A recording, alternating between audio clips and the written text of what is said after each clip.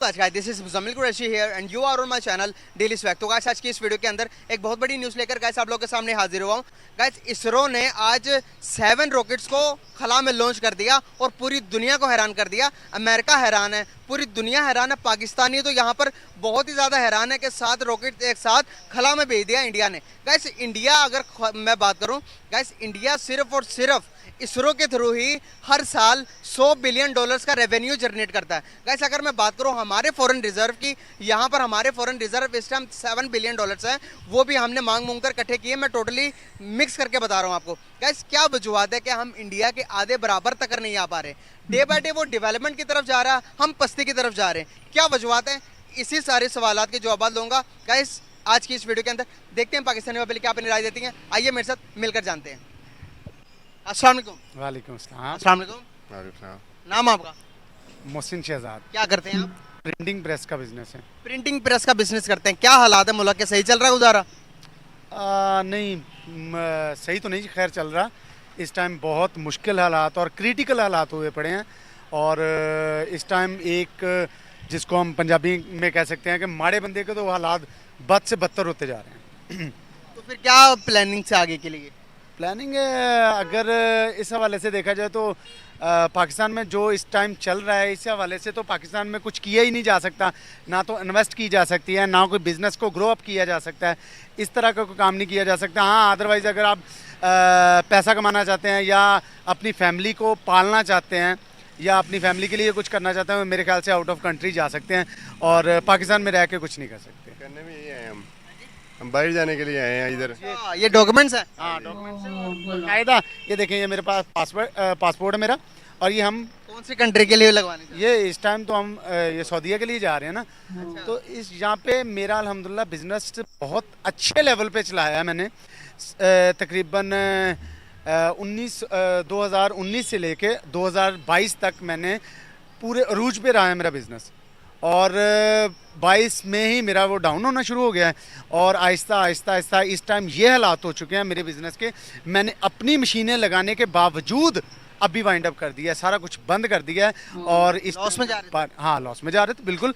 जो अपने एक्सपेंस हैं अपनी शॉप के जो रेंट वगैरह हैं वो दिए जा रहे थे, बिल्स दिए जा रहे थे, DSL के, बिजली के, अपने जो हमने वो रखे हुए थे अपने पास लड़के रखे हुए थे ऑपरेटर वगैरह, उनको तो नहीं पूरा हो रहा था ना, इसीलिए छोड़ के जा रहे हैं। गाइस ये देखें, पाकिस्तान के नौजवान है, ये अपने बिजनेसेस को बंद करके आउट ऑफ कंट्री जा रहे हैं। पासपोर्ट इनके हाथों में, डॉक्यूमेंट्स इनके हाथों में है।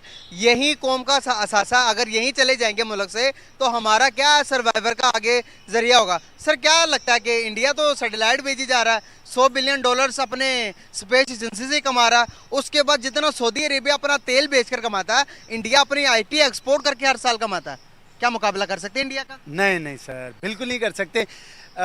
हमने ना जब से हम पैदा हुए ना तो बात थोड़ी सी लंबी हो जाएगी, मैं काइंडली माजरत के साथ। जब से हम पैदा हुए ना, हमें शुरू से ही जब से हमें सिखाया जा रहा है स्कूल लेवल से ही, हमें जब से हम ये प्राइमरी लेवल समझते हैं ना, जब से हमें सिखाया जा रहा है कि इंडिया हमारा दुश्मन है, इंडिया हमारा दुश्मन है, हम इंडिया के दुश्मन हैं, इंडिया हमारा दुश्मन है। और हमने सिर्फ ना एक ही बात देखी है कि बॉर्डर पे चले जाएं और बॉर्डर पे ये देखें कि किसकी टांग सबसे ज़्यादा ऊपर जा रही है। सिंपल सी बात है ना, सिर्फ यही देखे जा रहा है कि नहीं जी नहीं, हमारी टांग ऊपर जा रही है, उनकी टांग नीचे जा रही है। ये नहीं कोई भी देख रहा कि इस टाइम उन्होंने अपने मुल्क की मुआशत के लिए, अपने मुल्क की जो इकॉनमी जिसको कहा जा सकता है, उसको ऊपर लेके जाने के लिए क्या कुछ नहीं किया। यार मोदी गंदा हो सकता है, वो जलील इंसान हो सकता है, कुछ भी हो सकता है, खैर मुझे इससे कोई व्हाटएवर मैं नहीं कहूँगा, लेकिन ये ज़रूर कहूँगा कि वो जैसे भी हैं इस टाइम उनका रुपया अपने रुपये के साथ आप कंपेयर करके देखें, आप उनके दूर दूर तक भी आप उनको चेज़ नहीं कर सकते। सर आपने मोदी की बात की, गंदा हो सकता है, जलील हो सकता है। अल्लाह करे ऐसे गंदे और जलील हमारे हुक्मरान भी हो और हमारे मुल्क को तरक्की की तरफ लेकर जाएं। सर क्या वजूहत है कि हम उनको गंदा जलील कह देते हैं, लेकिन हमारे यहाँ पर पॉलिटिशियन ना गंदे हो रहे हैं ना जलील हो रहे हैं? कोई हमारे मुल्क को भी यही कहे और हमारे पॉलिटिशियन को शर्म आ जाए ताकि वो मुल्क को तरक्की की तरफ लेके जाए। 75 सालों से हम अभी, आप तो यहाँ पर हम खड़े होकर कह देते हैं कि इंडिया दुश्मन है, वो तो कहता है भाई हम पाकिस्तान मेरे दुश्मन के भी लायक नहीं है। आज उनके फॉरेन रिजर्व देखे $600 बिलियन के सिर्फ और सिर्फ उनके फॉरेन रिजर्व है, और अगर GDP की बात करूँ तो $3.6 ट्रिलियन की उनकी GDP है। आप मुझे बताएं। सर बात असल में पता क्या है, ये रिसेंटली ना हमारे जो वज़ीर ख़ारजा है ना, बिलावल भुट्टो साहिबा, वो जब उनके वहाँ पे इंडिया में गए हैं ना दौरे के लिए, तो मेरे ख्याल से मैं अकेला नहीं जानता, सारा पाकिस्तान जानता है कि उन्होंने जैसा बिहेव बिलावल भुट्टो साहिबा के साथ किया है ना, ऐसा मेरे ख्याल से कभी भी हुआ ही नहीं। कभी भी हमारे किसी वज़ीर के साथ उनकी हिम्मत है वो हमारे वज़ीर के साथ ऐसा बिहेव करें, लेकिन अब उनकी हिम्मत है वो इसलिए कि जो हमारे वज़ीर आज़म के साथ वो उनका सलूक है, उनका बिहेव है, क्योंकि वो हमारी वजह से है। हम इस काबिल हैं कि वो हमारे साथ ऐसा बिहेव कर रहे हैं। अगर हम भी इस काबिल हों कि हमें भी वो सलूट करें, तो फिर जाहिर सी बात है हमारी इज्जत हमारी टॉप लेवल पे जाएगी ना। हम किसकी हिम्मत पड़ेगी हमें कुछ कहने की। सर जहाँ तक मैंने ऑब्जर्व किया, जिस तरह से सब प्राइम मिनिस्टर, जिस तरह सारे फॉरेन मिनिस्टर्स को रिस्पेक्ट मिल रही थी, उसी तरह बिलावल भुट्टो को भी मिली। आप मेरी इस राय से इतफाक नहीं भी कर सकते, आपकी पर्सनल राय है, उसको मैं रिस्पेक्ट करूंगा।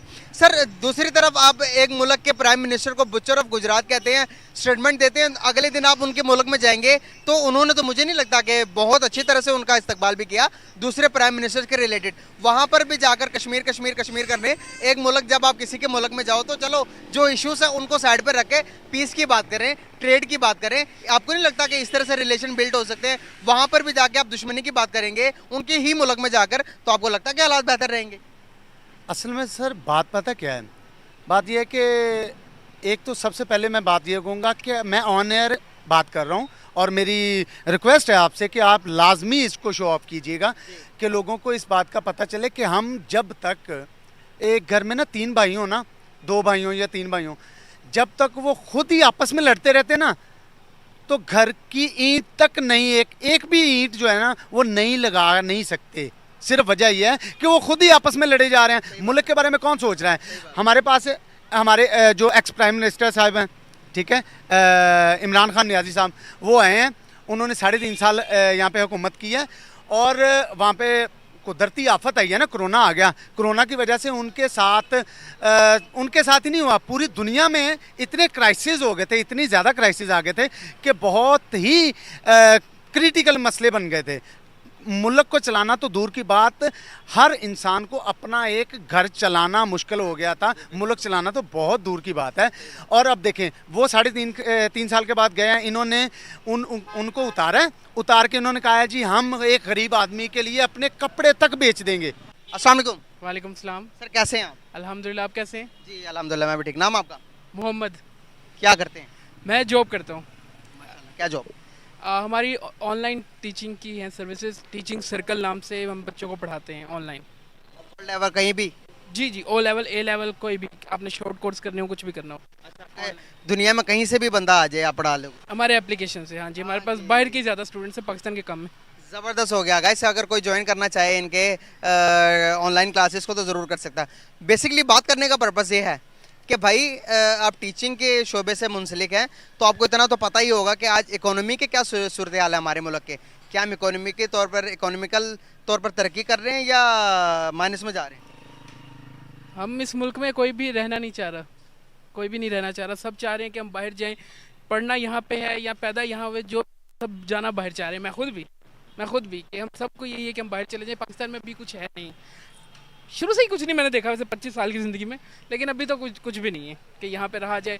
इकॉनमी ख़त्म हो चुकी है। पेट्रोल आज फिर आई थिंक 20 रुपीज़ बढ़ा है, तो 272 पर पेट्रोल हो गया हुआ है। हमारी सैलरीज अगर पाकिस्तान में एवरेज जो सैलरीड पर्सन है उसकी सैलरी होती है 50,000 to 70,000। अगर आप उन्हें डॉलर्स जो कि 287 का है उस पर आप कंपेयर करके देखेंगे, कैलकुलेट करके देखेंगे, तो सैलरी क्या बन रही है हमारी पाकिस्तानियों की? $200 भी नहीं बन रही, $200 भी नहीं बन रही। तो हम क्या करेंगे? इसलिए सवाल है तो फिर है ना, बहुत बड़ा सवालिया निशान है। तो यहाँ पर मैं पूछना ही चाहूँगा, सैटेलाइट के बारे में इंफॉर्मेशन है? जी जी, थोड़ी बहुत। हाँ, सैटेलाइट भाई वो इन्फॉर्मेशन कलेक्ट करने में हमें मदद देते हैं, जो आप इंटरनेट में बच्चों को पढ़ाते हैं वो भी सैटेलाइट के थ्रू ही है। चलो अभी बताता हूँ आपको, इंडिया की इसरो कंपनी है जिसने चंद्रयान 3 मिशन भेजा जो चांद पर भी पहुँच गए। दूसरे नंबर पर अभी वहीं इसरो 7 सैटेलाइट को एक साथ 7 सैटेलाइट को, सिंगापुर के सैटेलाइट्स को खला में भेज रहा है। अपने तो भेज ही रहा वो, हाँ जी। लेकिन दूसरी दुनिया के भी अब बड़े बड़े मुल्कों के तकरीबन आज तक अगर मेरी जो कैलकुलेशन के मुताबिक है तकरीबन 30 से ज़्यादा मुल्कों के सैटेलाइट को में बेच चुका है। यहाँ पर हमारे हालात क्या हैं, और वो खाली मैं बताऊँ आपको, इंडिया सिर्फ और सिर्फ इसरो से हर साल के अंदर $100 बिलियन कमाता है। हाँ जी। और हमारे पास रिजर्व कितने हैं? मैं रिजर्व वगैरह का तो मुझे आइडिया नहीं है, मैं न्यूज़ वगैरह पॉलिटिक्स बिल्कुल कोई इंटरेस्ट नहीं मेरा इन चीज़ों में, लेकिन हम लोग खुद यही डिज़र्व करते हैं शायद। इंडिया ने 15 अगस्त को इलेक्ट्रिक कार निकाली थी, हमने 14 अगस्त को 75 का नोट निकाला था और नया नेशनल एंथम निकाला था, क्योंकि हम लोग खुद इंजॉय कर रहे हैं इस चीज़ को। मुझे बताएं, तरक्की जो है कोई भी पॉलिटिशियन, हम पॉलिटिशियन पर डाल देते हैं, शहबाज शरीफ हो या इमरान खान हो, उन्होंने कुछ नहीं करना। हम लोग पढ़ेंगे तो करेंगे, हम लोग पढ़ने पे हमारा अपना फोकस तो है नहीं। इंडिया के बच्चे हैं, उनको एक्टिंग का, डांस का बहुत शौक है, लेकिन वो साथ में पढ़ भी रहे होते हैं। हमारे यहाँ पे हम लोगों को पढ़ने का शौक ही नहीं है, हमें यही नहीं पता होता कि हम लोगों ने मैट्रिक के बाद हमने बस पढ़ना है ना। बच्चे को पता है कि आपने डॉक्टर बनना है, उसे बताओ तो सही डॉक्टर बनने के लिए मैट्रिक में क्या रखना है, अपने इंटर में क्या रखना है। क्या हमारी एजुकेशन सिस्टम से गुजर कर सिर्फ डॉक्टर, पायलट और इंजीनियर के अलावा और क्या क्या फील्ड्स हैं? क्या ये एजुकेशन सिस्टम जो हम पढ़ रहे हैं, जो 9-10 की जो उनसे SST की किताबें हैं, क्या आपको लगता है कि उसके अंदर जो लिखवाया गया एक्यूरेट लिखवाया गया? हमारी मूवीज़ में और बुक्स में ये बताया जाता है कि उन्होंने हमारे इतने मिलियन पैसे खा लिए, हम लोग जीते ये वाली जंग, हम लोग जीते ये वाली जंग, हम लोगों ने उनको हिला के रख दिया। उनकी मैंने आपको हीरो बताया गया, अपनी कमजोरियां नहीं बताई। ऐसे ही है, उनकी बुक्स और उनकी मूवीज़ में बताया गया वो लोग जीते थे, उन्होंने हमें डरा दिया था। उन्होंने आपको एक सच्चाई बताऊं, आज तक कितनी जंगें हुई इंडिया पाकिस्तान की? 3 हुई हैं। 4 जंगें हुई कारगिल के ऐड करके। चारों जंगों में कौन जीता है? हमें ये बताया गया हम जीते, लेकिन सच्चाई में चारों जंगें वो जीते हैं। जंग शुरू किसने की? ये आइडिया नहीं मुझे। नहीं आइडिया? नो। हमारे दुश्मनी किस वजह से है इंडिया के साथ? दुश्मनी कोई नहीं, हमारी बस खारबाजी है। क्यों है खारबाजी? हम लोग बर्दाश्त नहीं करते उनको, हम लोग हमसे उनकी तरक्की बर्दाश्त नहीं हो रही। आप मुझे पूछें कि एक मूवी का ट्रेलर आया था कल, गदर 2 का, उसमें उसने कहा था कि अगर अभी पाकिस्तानियों को मौका दे दिया जाए ना इंडिया जाने का, तो आधे से ज़्यादा पाकिस्तान खाली हो जाएगा। और ये बात बिल्कुल सही है, हम लोग इंडिया चले जाएंगे, जिनको हम लोग सिर्फ सोशल मीडिया पे हम लोग उन्हें गालियाँ दे रहे होते हैं, वरना अभी हमें मौका मिले हम वहाँ पे चले जाएंगे। मुझे नहीं पता पाकिस्तान में कितनी मूवीज़ बनती हैं, क्या नाम है, मुझे पता है शाहरुख खान की कितनी मूवीज़ हैं, कौन सी मूवी कब आई थी, मुझे सब पता होगा। हम पसंद उन्हीं को करते हैं, हम इस मुल्क में जाना क्यों चाहेंगे ये तो बताएं ज़रा। टेक्नोलॉजी यहाँ पे मेरा इंटरनेट का जो पैकेज होता है 1 वीक का, वो तकरीबन 600 का होता है, ठीक है, और जो कि स्पीड भी डाउनलोडिंग के टाइम 1 MB 2 MB आ रही होती है डाउनलोडिंग के टाइम पे। वहाँ पे जियो का जो इंटरनेट है वो पाकिस्तानी हमें तकरीबन 32 रुपीज़ का पर वीक उतने ही GB दे देता है। वहाँ पे टेक्नोलॉजी, इलेक्ट्रिक कार उन्होंने बना ली है, एप्पल वहाँ पे आ गया है, वहाँ पे हर चीज़ है। यहाँ पे अमेज़न है, गूगल है, यूट्यूब का, फेसबुक भी मोनेटाइजेशन ऑन कर सकते हैं। ये वीडियो यूट्यूब पर ही आएगी, ठीक है, और पाकिस्तान में यूट्यूब का ऑफिस नहीं है। वो अगर किसी वजह से अल्लाह ना करे इसको डीमोनेटाइज कर दें, कुछ भी कर दें, आप जा सकते हैं, कहाँ जाएंगे? वहाँ पे अपील कर सकते, शीशे तोड़ देंगे उनके। सही बात, ठीक है, वहाँ पे बहुत कुछ है, यहाँ पे कुछ भी। बड़े महज़्ज़ब कौम है, वो शीशे नहीं तोड़ते। अगर शीशे तोड़े तो हमने शीशे तोड़ के तो बाहर की कंपनियों को भगा दिया। अब बताएं अभी टोयोटा की कंपनी कहाँ पे, हमारे पास सुजुकी की कंपनी हमें छोड़कर चली गई। क्या वजूहत हैं कि हमें दुनिया छोड़कर जा रही है और उनके पास बाहर से कंपनी जा रही हैं, भाई पूछ के जाती हैं कि भाई हम इन्वेस्टमेंट करना चाहते हैं, हम बताओ कौन से कंपनी। अभी टेस्ला भी आ गया भाई। हम लोग यहाँ पे उन्हें फैसिलिटीज़ नहीं देते, इसलिए नहीं देते क्योंकि हमारे पास इतने रिसोर्सेज ही नहीं हैं कि हम उन्हें फैसिलिटीज़ दे सकें। हम लोग उन्हें कुछ भी नहीं इस तरह का दे रहे कि वो यहाँ पर आए, यहाँ पे अपने प्लांट्स लगाएं, मैन्युफैक्चरिंग करें। हमें हर फ़ोन बाहर से इंपोर्ट करना पड़ता है। ये PTA टैक्स किस चीज़ का है, हम किस चीज़ का दें? पूरी दुनिया में फिक्स्ड रेट है। जो आईफोन होगा वो $1000 का होगा, जो उसका प्रो एडिशन होगा वो 1100 का होगा, जो प्रो मैक्स होगा वो $1200 का होगा। हमें वो कन्वर्ट करके पहले ही पड़ जाता है 4 लाख रुपए का, और फिर हम लोग उसके ऊपर 1,60,000 PTA भी दें। क्यों दें, किस बात का दें? हलाल की पैसे। अच्छा, जिन पैसों से हम लोगों ने वो ख़रीदा है वो सैलरी थी या वो बिजनेस था, तो तब भी तो हमने टैक्स दिया है। अब अलग से PTA का टैक्स हम क्यों दें? एक दफ़ा दे तो दिए यार। मैंने फ़ोन लेना था, मैंने ये फ़ोन ख़रीदा, मैंने जॉब की, मेरी जॉब में से हर महीने टैक्स कटता है, ठीक है। जब टैक्स कट गया, अब मैं अपनी बाकी सैलरी में से फ़ोन ले लेता हूँ। आईफोन ही है, आईफोन 10, हाँ, X है रखा हुआ है यार। अब तो भाई 15 आ गया। अभी पाकिस्तान में नहीं आएगा, पहले कहीं और ही आएगा। पहले इंडिया में आएगा, कहीं और आएगा, पाकिस्तान में पहले नहीं। आप कहना चाह रहे हैं कि जितनी ज़्यादा बड़ी से सैलरी ले ले पाकिस्तानी X ही अफोर्ड कर सकते हैं? हाँ, क्योंकि और भी तो खर्चे हैं ना कितने ज़्यादा हमारे यहाँ पे। हम लोग सिर्फ दो चीज़ें नहीं पूरी कर सकते, अपना रेंट और अपने बिल। हम ये 2 चीज़ें पूरी नहीं कर सकते इन दूसरे के बाद, क्योंकि दूसरे के बाद जो हर 50 रुपए फी यूनिट, हर इंसान के लिए जो सबसे बड़ी जिम्मेदारी है वो इस टाइम खाना पीना नहीं है, इन दोनों के बाद एजुकेशन अपने बच्चों की। बिल्कुल सही हो गया, बहुत शुक्रिया भाई, बहुत अच्छा लगा आपसे बात करके, थैंक यू सो मच अन्ना चटोकी। वालेकुम। सो थैंक यू दोस्तों वीडियो को यहाँ तक देखने के लिए। और मैं हर एक वीडियो में पाकिस्तान को बता रहा हूँ, वो है पाकिस्तान की मतलब एजुकेशन सिस्टम मैंने बताया हमने दोनों ने। लेकिन एक चीज मेरे को समझ में नहीं, जो बंदा बोल रहा था उसके पास 2 मोबाइल थे, एक आईफोन था और एक मोबाइल था, वो कौन सा था वो तो नहीं पता, लेकिन 2 मोबाइल थे।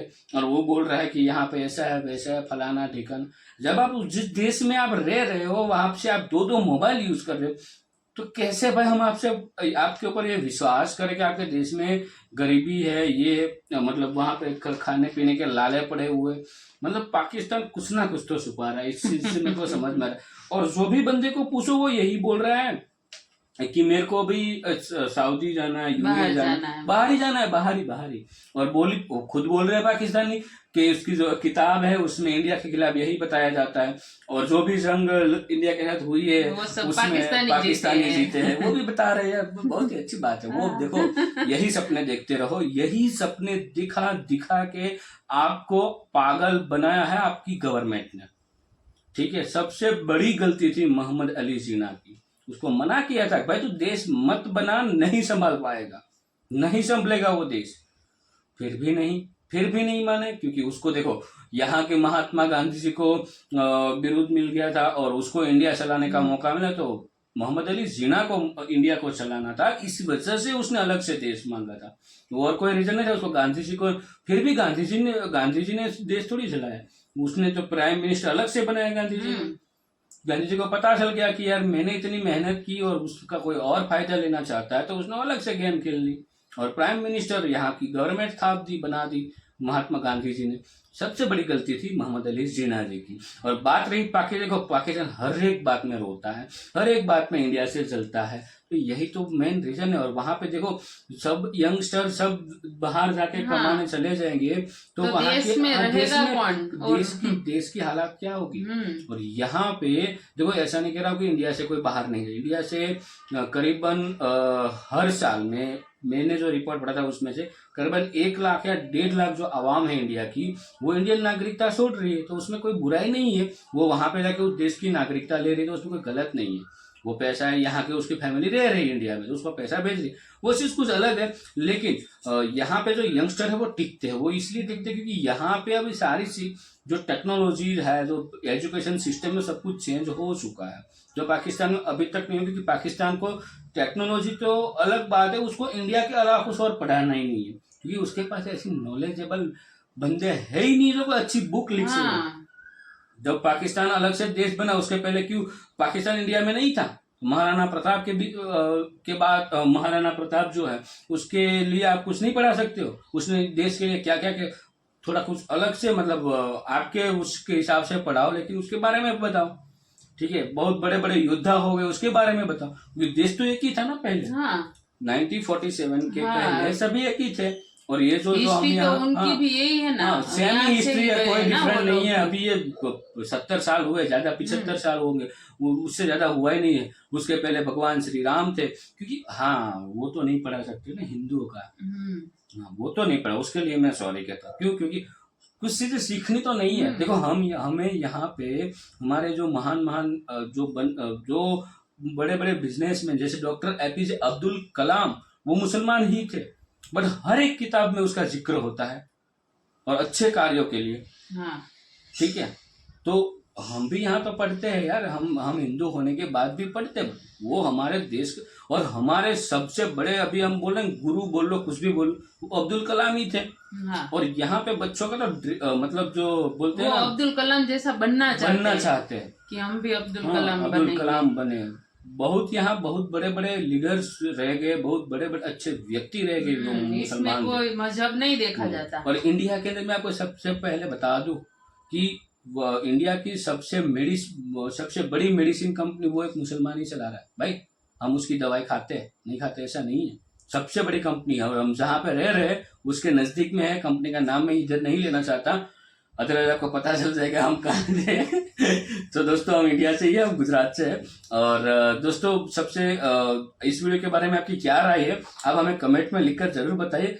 क्षमा चाहता हूँ, मैंने थोड़ा धीरे बोला है, लेकिन मैं ये चाहता हूँ मैं थोड़ा कम धीरे बोलूँ, लेकिन जो बोलूँ वो आपको सही तरह से मतलब सुनाई दे, इसलिए मैं स्पीड से बोलना नहीं चाहता था। लेकिन वीडियो के बारे में आपकी राय हमें जरूर बताना, और वीडियो अच्छा लगा तो आप लाइक एंड शेयर कर दीजिए, और चैनल पे नए हो तो चैनल को सब्सक्राइब नहीं किया है तो अब तक, तो आप जरूर से उसको सब्सक्राइब कर लीजिए। बेल आइकन दबाना ना भूलें। बिल्कुल, मिलते हैं अगले और एक नए वीडियो में आपके साथ। टिल देन, जय हिंद, जय भारत।